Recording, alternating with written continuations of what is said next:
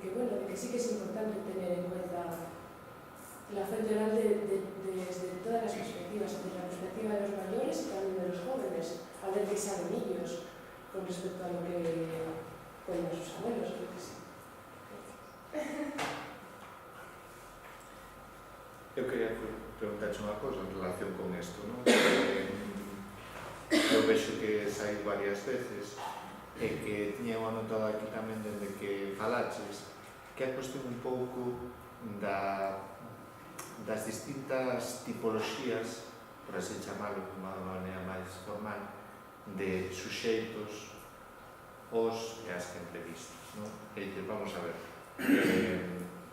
unha pregunta que sempre estar atente en toda a investigación, que se basea en fonte, o seu tipo de fonte que ti manexas. No caso da fonte oral, aínda que o convertimos nunha especie con este calificativo tan curioso de fonte oral, que é moi propio de historiador, como non sabemos como chamarlle, pois temos ese calificativo, non? Casi en vez de falar de suxeitos parece que falamos de cousas falantes, non?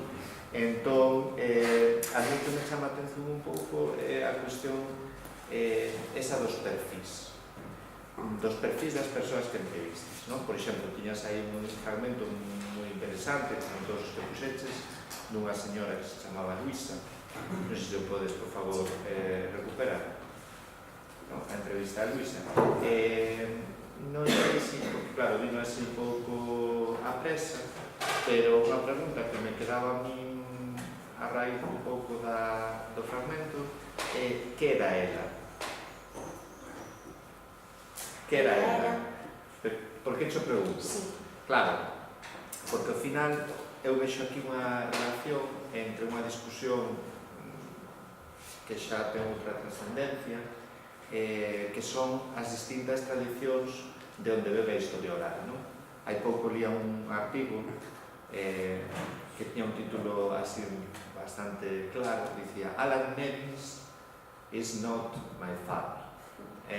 Porque Alan Nevins, pois sabedes que é un pouco a que se lle atribúe a paternidade da historia oral, porque un señor que colleu un magnetófono e foi por primeira vez a gravar xente. Que pasa? Que Alan Nevins, a xente que gravaba, eran aquelas persoas que ele consideraba que merecía que a súa voz, xa que existía esa posibilidade técnica, que era de gravar, pois que non existía antes, persoas que consideraba que tiñan que quedar na historia ou para a posteridade dentro do que era Estados Unidos da posguerra. Non, pois, onde foi? A Washington, a buscar os principais políticos, os principais académicos, intelectuais, artistas, etc. E esta persoa que escribiu o artigo, que é un historiador vencellado, unha historiadora vencellada ao que é a historia oral, de moitos anos, dicía, non, este señor non é a que me debo eu na miña tradición intelectual, eu sí que sinto que a miña tradición intelectual é a tradición das persoas que se ocupan da historia dende abaixo, da historia experiencial, do que lle chaman os anglosaxóns radical history, non?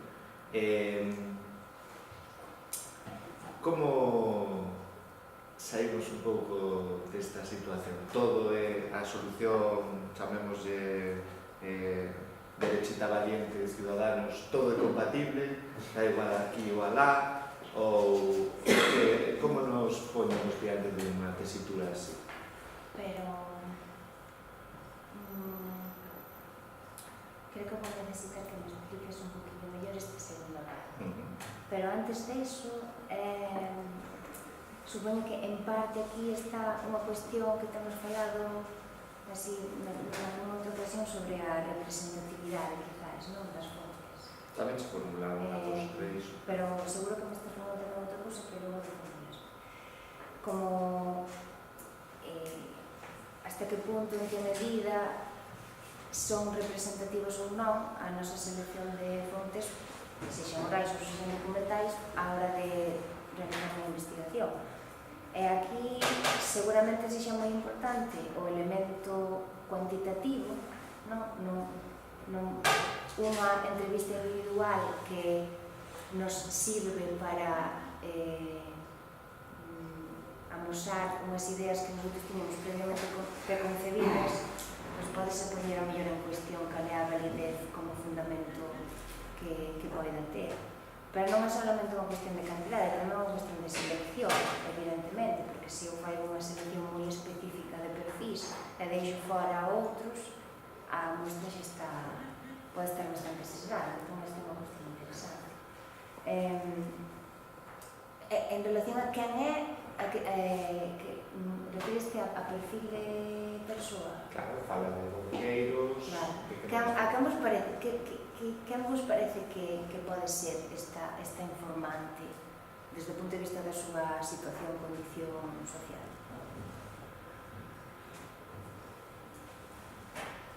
Polo que ela está contando.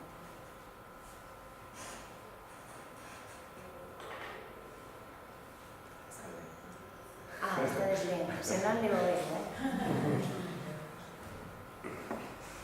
Alguén ten alguna idea?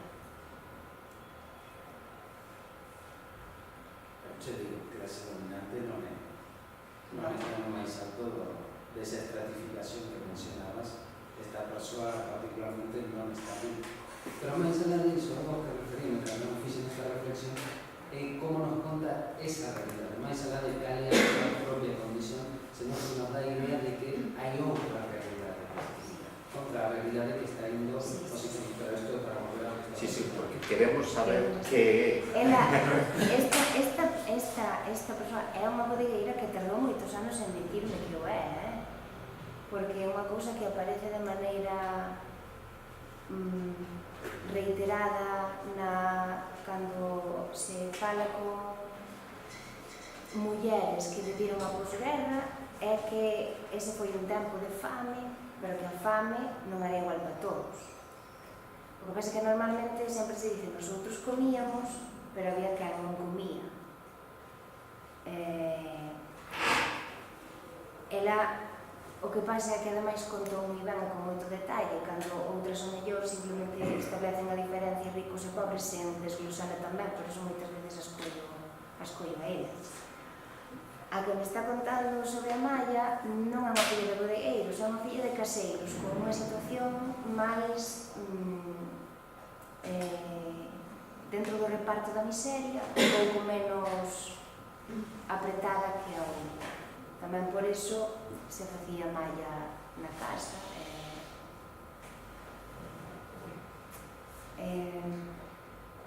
Pero claro, todos estes exemplos son exemplos de mulleres maiores ou moi maiores que conteñen aínda esa potencia no seu propio relato, forma de falar, forma de contar da cultura popular. Pero, por exemplo, moitas veces cando eu me cheguei a falar con axentes de extensión agraria, técnicos de concentración, mestres, estudantes ou xente máis nova, pois xa non nos encontramos exactamente este tipo de relato tampouco. Non sei se iso tamén era unha das cousas que querías comentar.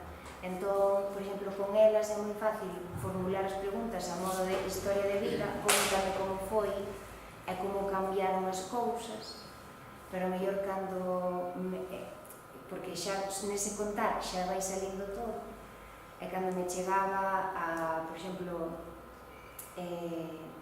a falar con axentes de extensión, dependendo de cal fora, porque había axentes de extensión que viñan de lugares de fora de Galicia e había outros que estaban traballando na súa propia parroquia, e iso era moi interesante porque estes segundos tiñan por unha banda a súa experiencia de vida que pertencía a isto, pero logo foron formados e preparados na outra visión. Entón, neles mesmos confluían as dúas visións, moitas veces incorporando máis esta segunda. Nestes casos preguntábelles máis pola súa experiencia digamos, profesional. Entón, supoño que tamén as preguntas se adaptan un pouco ao perfil, pero creo que me preguntabas alguna cousa máis. Non, son fácil de contestar. Vale. E non sei, tamén teño conversado con Antonio cando se trataba de entrevistar a sindicalistas, pois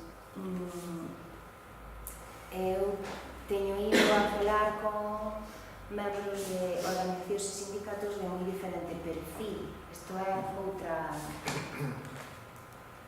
outro desafío ás veces, porque o mellor o investigador non ten por que coincidir con todas as posicións, e podense dar, bueno, hai que saber tamén como colocarse, sempre deixando que sexa outra persona que fale e evitando cualquier tipo de posible sesgo na medida en que se pode.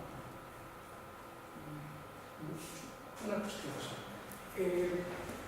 Bueno, referente a esto da cultura popular, que é unha forma de decir algo moi amplo, ao facer as entrevistas, de traballar con fontes orais, xente diversa, con estudios de caso, porque ao final estamos acumulando casos, ¿no? Entón, en que medida ti, como historiadora, ou como reconstructora do social, podes perfilar moito máis precisamente isto da cultura popular, ¿no? E incluso poñerla en cuestión, ¿no? Entrar aí e dicir, bueno, cultura popular, pero claro, en que medida entrevistas diferentes a personas diferentes empiezan a permitirte a ti matizar ese propio termo, ¿no? Como tantos outros termos que se poden matizar a nivel histórico-social, ¿no? Porque, claro, que é cultura popular?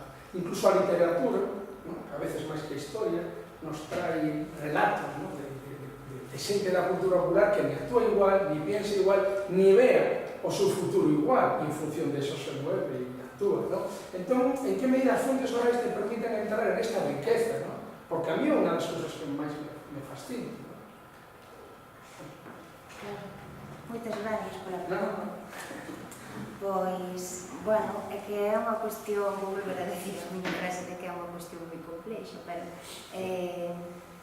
tamén por iso escollín estes dous exemplos, porque efectivamente a fonte oral permite achegarte a esa riqueza, e por iso traía a memoria do común e a memoria do diferente, e por iso apelo a Gramsci cando pensa as culturas populares e a toma non como algo estanco, estático, quieto, perfecto, impoluto, absoluto, inmutable, sino como algo históricamente situado que cambia no tempo,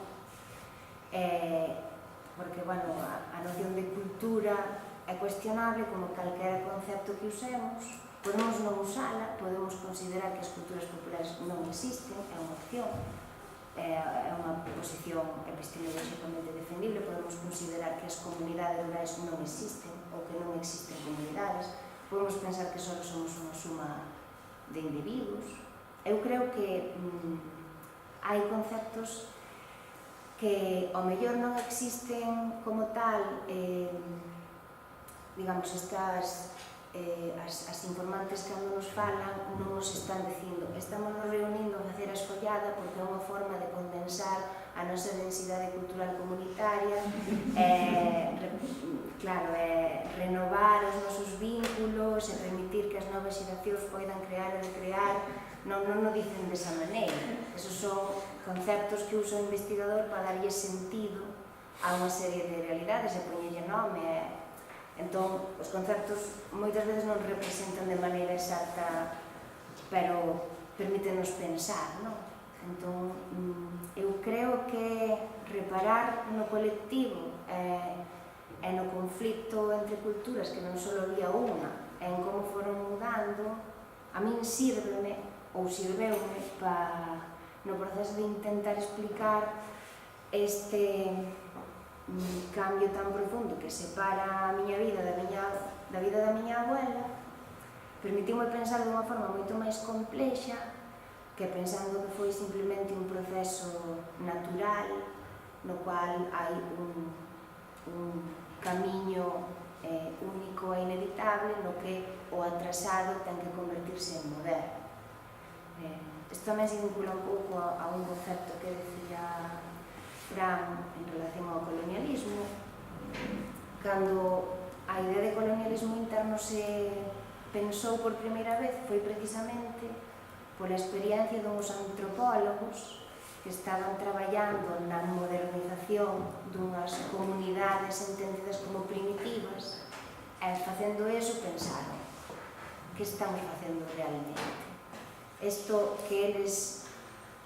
que estamos tratando de modernizar é unha disfunción ou aquí hai un conflito de cousas? Entón, volvemos outra vez a cuestión de como pensar os problemas históricos concretos. Ben, era tempo para alguma cosa. Se non poñemos outro cochillo se queredes outro exemplo, non. Igual non. Para tanto. Pero se alguén ten alguma cuestión máis, ainda podemos formular,